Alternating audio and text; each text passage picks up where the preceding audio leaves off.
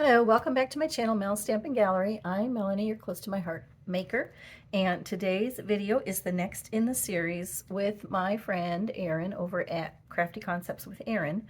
And as you may know, if you've been watching our channel, we are working our way through the Make It From Your Heart, Close to My Heart, Make It From Your Heart, Volume 6 sketchbook. And you can find that sketchbook in our Essentials catalog on page 8 and 9. And Erin and I and some of our crafty friends are working our way through the book. And let's see, we are on sketch pattern number 6 today. So you get the Close to My Heart volume 6 book. What I like about the sketchbook is the index with the thumbnails of the different sketches, so you can choose, well, I have 2 photos, here's the good layout for that, or I want to do a double page spread, so here's a good layout for that. And then you can just flip back to the sketches, which give you the recipes for exactly how to lay it out, and then it also gives you a couple of good samples to follow if you need a little bit of extra, if you need a little extra inspiration. So let's see, so like I said, today we are on pattern number 6, and that's the one you can see here. Now this one is really so simple that it was almost kind of hard to do because I struggled. This didn't really call for any pattern paper except behind the photos.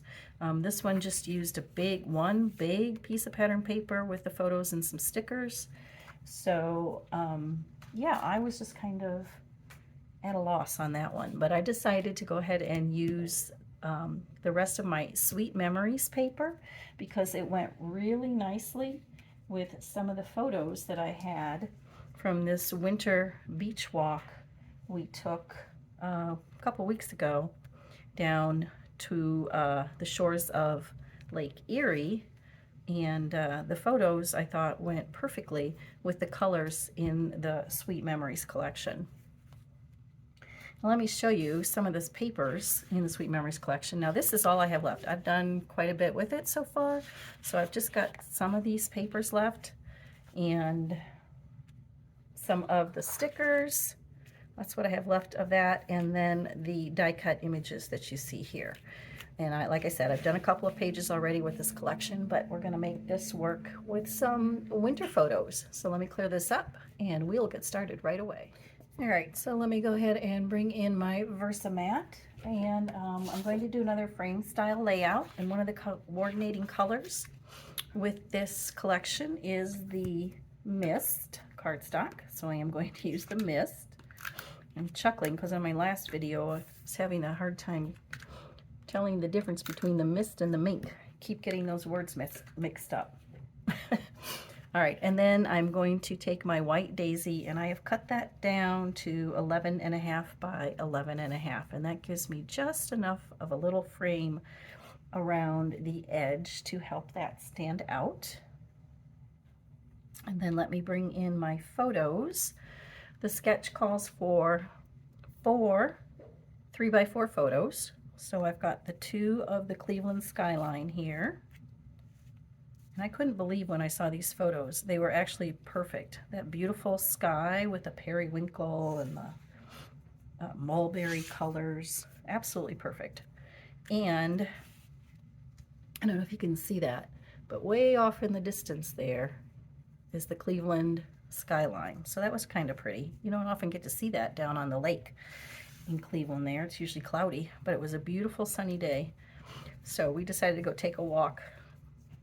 My son and daughter-in-law live close by to Lake Erie, so we decided to go take a walk and get a look at the lake. It was a beautiful day and not too windy. It's usually really windy down there, and you wouldn't even want to do this on a normal day. All right, so the photos kind of go like that. Like I said, the sketch doesn't have a whole lot of pattern paper in it. This particular one, they use the pattern paper behind these 4 photos. So I did go ahead, I did a little prep work ahead of time. I've got the 2 photos of the Cleveland skyline mounted on this pattern paper. these two portraits, I used this paper from the Sweet Memories collection to mount that. And then these photos I used, let's see if I can find it. I used the paper with these little cameras on the back. So that gave it just a little bit of added interest. So now, before I adhere all this down, again, just to make things a little bit more interesting, to pop things off the paper a little bit more, I'm going to use the mist ink, and I'm going to ink up the edges to help them pop even more off that white daisy cardstock. I'm going to ink up the edges using my mini ink blending foam tool here with the Mink, and go ahead and ink up all those edges. And like I said, that just gives it a little extra dimension to pop off the white. You can't really see it when you're looking just at the photo mat itself, but once you put it down on the cardstock, you can definitely see a difference. Let me do it with this lighter color one here. See how you can see the color? It kind of lends to that antique vintage look. All right.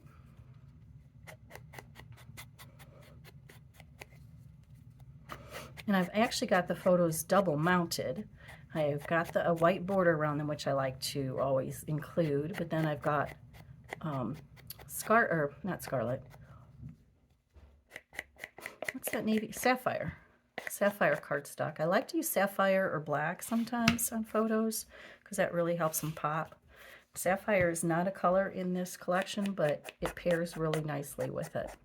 All right, so I'm going to go ahead and finish inking all those up, and I will be right back. Now let's see, I went ahead and sponged the edges of that white daisy cardstock too as well. I've got everything sponged, but I wanted to go ahead and add some sparkle with my shimmer brushes. So I'm going to choose the periwinkle, and when I squeeze that on there, oh my gosh, look at that beautiful blue. I don't know if you guys can see that. It just doesn't do it justice on the camera. All right, so then I've got some on my brush, and I'm just going to tap. And of course I have my all-purpose mat underneath my work surface so I don't get my desk in a mess. I want to make sure some gets up here and some gets down here. Okay, and just going on, make sure we get some up in this corner up here. Let's get a little more. That looks good. Okay, something else I liked about this sketch and this example piece right here were these little torn edges with a little bit of the pattern paper peeking through. So I just made a little rip there and bent it back, and I'll show you what I did. I'm just going to go this down here in this opposite corner and just tear straight back, and just kind of work at it to kind of curl it back, just so you're going to have a little bit of the pattern paper that you choose peeking through there. I'm just going to roll it up like so. And then I thought I'd take this beautiful mulberry. Let's see how that looks behind there. Let's see. I like it, but I'm not sure it's enough of a contrast. What about the cameras? That might be better.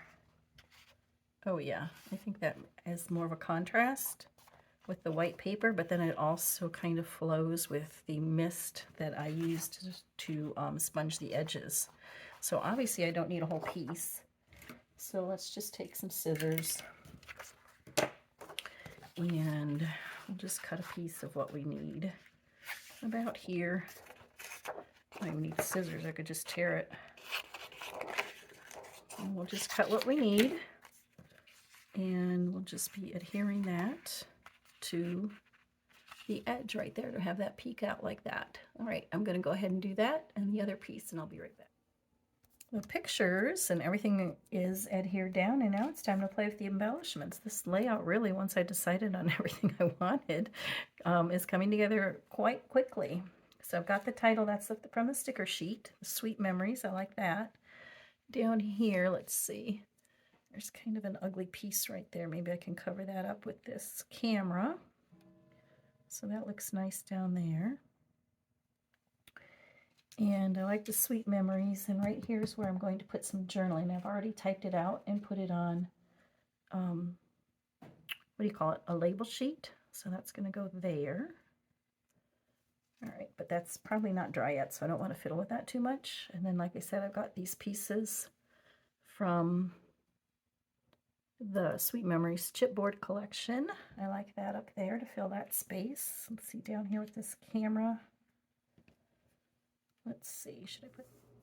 Okay, let's see. Let's finish this up a little bit. So I've got some of these stickers adhered down, and I found in my box of goodies some of these acrylic snowflakes left over from the Gnomes for Winter paper pack and embellishments.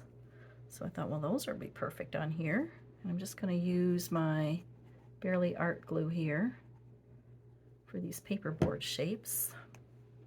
I have a little dead spot on this photo up here, so I thought that would be cute up there. Okay, that snowflake is there. Here's a tiny one. Let's put right about here.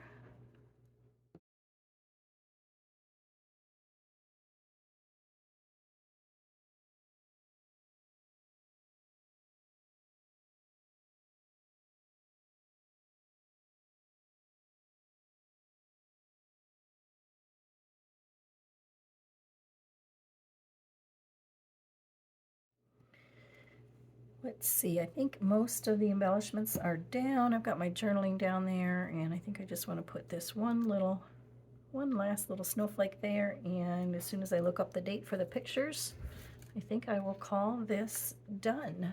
So thank you so much for joining me once again today, and don't forget that all the supplies that I use will be listed down below in that description box. If you are interested in purchasing any of the supplies, please go down there and take a look. And also don't forget that this is part of a video hop, so be sure to check out Erin's video and all the other lovely ladies that are participating with us this month. And I'll have all those links down there in the description box as well.